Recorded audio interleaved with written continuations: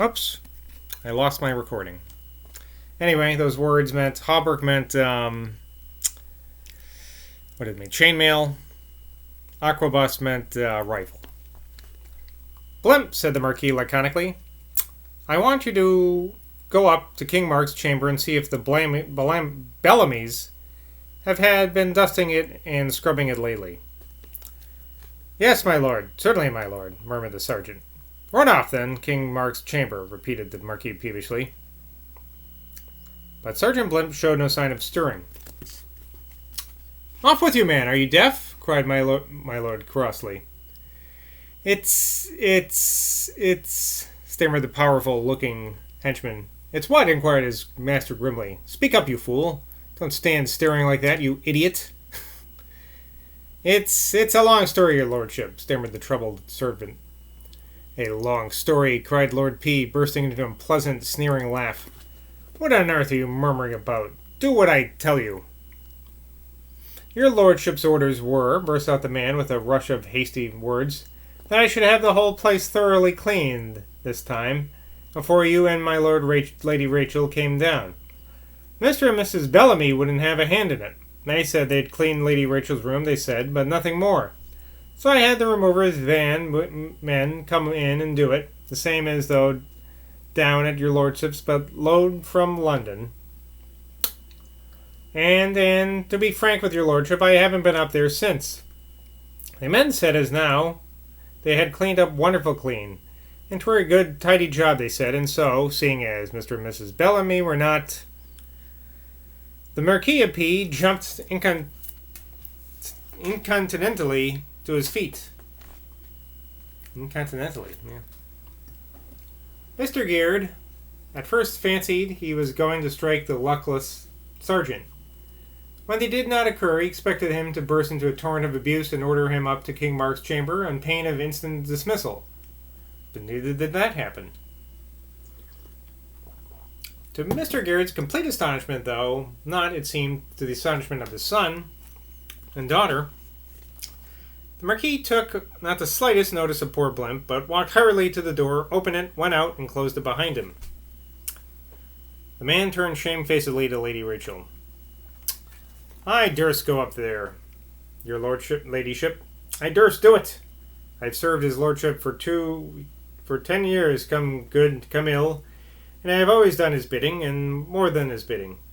But go into that room, I durst, not to save my neck from the rope.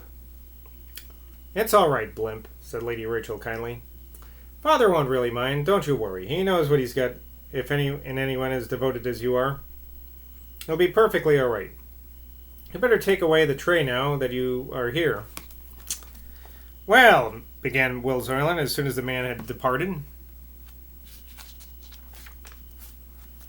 With the tea things.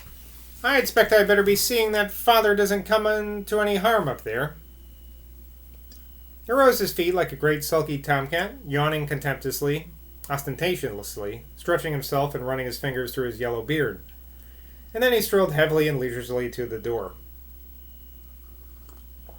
This all comes of your confounded pageant, Mr. Mayor, he rapped out harshly as he left the room.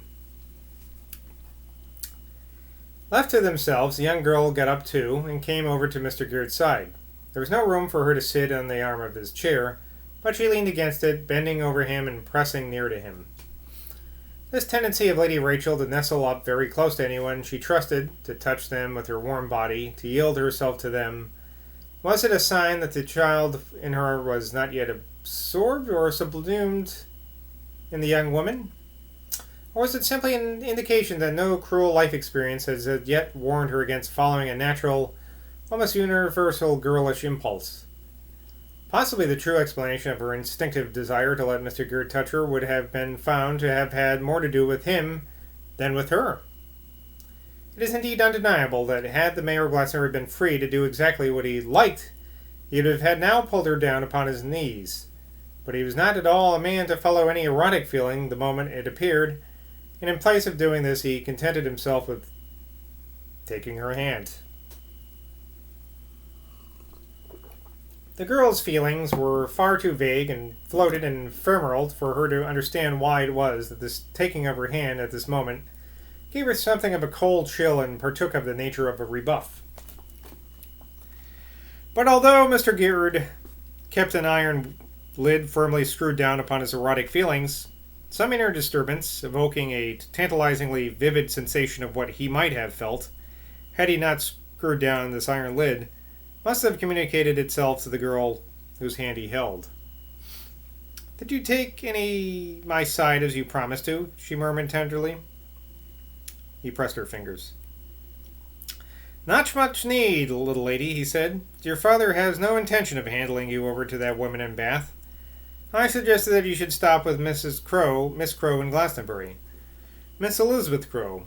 And I think you'll be able to arrange that for you." I'll be able to. It's a little house on Benedict Street. You and she will be great friends." I don't know why I read that as a question mark. Lady Rachel disengaged her hand. "I thought you would have me in your house, Mr. Girard," she cried indignantly. "Didn't Father ask you about that?"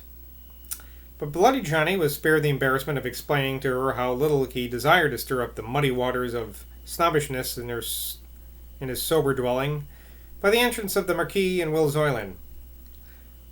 "Well, Girard," said my lord, "it's all arranged. Will has helped me with the bed, and he's told Mrs. Bellamy to do the rest. Poor Blimp is as terrified of ghosts as you seem to be of bugs and spiders. But I assure you the place is as clean as our hall. It's cold enough. It's cold as the North Pole. I've told her to light a good fire for you. But it's clean. Those furniture chaps of Blimp's must have had stepladders up there. It's like a church." "I've got my Ford here," added Will Zoyland, "and I can easily go back to Wookie round by Glastonbury." "No, I can't, Father. I tell you I can't." The Marquis had begun to press him to stay the night. "Easter Monday's a great day for trippers. One of the greatest, and I've really got to be on the job." Some 4 or 5 hours later, after a pleasant supper over the open fire in the great hall, Lord P. and his daughter escorted the Mayor of Glastonbury up to the Chamber of Phantoms. They mounted an ancient staircase beyond the landing where the Marquis's bedroom was, and where the old couple, as well as the sergeant, had their sleeping quarters. Here there was another small landing from which a door opened upon the steps leading to a high turret chamber of which Lady Rachel had taken possession. "Let's show the mayor my rooms, Father," cried Rachel eagerly. The Marquis led the way.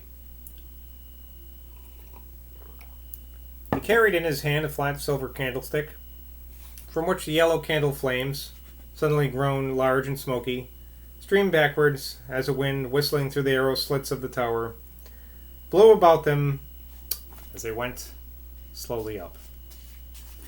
Well, I've lost track of time because I had to split this video into 2, unfortunately. First time I've had to do that, though, so that's good. Because it's kind of unbecoming to see a part 1 or part 2 or part A, part B. I don't like looking at that. But I think I've pieced them together piecemeal. I think it will make at least 15 minutes at this point. So we'll see the rest of this Mark's Court next time in Glastonbury. Cheers.